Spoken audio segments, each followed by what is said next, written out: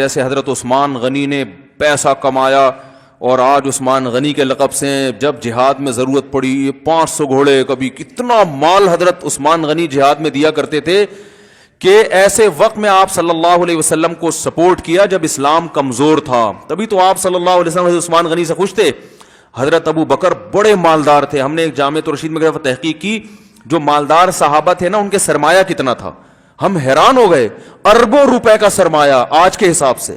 حضرت ابو بکر بھی غالباً 5 ارب روپے بنتے تھے، جو ہم نے ان کی جو پاس چاندی تھی نا وہ حساب لگایا. حضرت عثمان کے ایک مرتبہ 500 گھوڑے اللہ کی راہ میں دیے ہیں.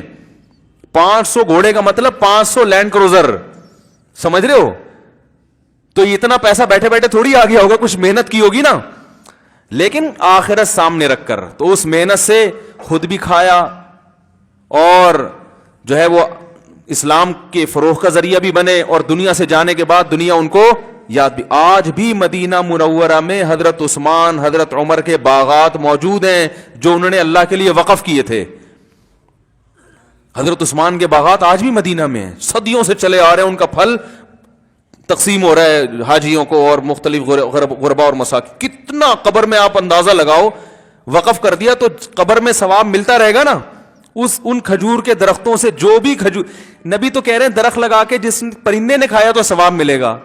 تو انسانوں کے کھانے پہ تو زیادہ ثواب، اور حاجیوں کے کھانے پر اور پاکستانیوں کے کھانے پر تو اور ثواب ہے بھائی، کیونکہ ان کو ساری دنیا کھا رہی ہے. تو چلو یہ بھی کبھی جا کے کسی کا کھا لیتے ہیں.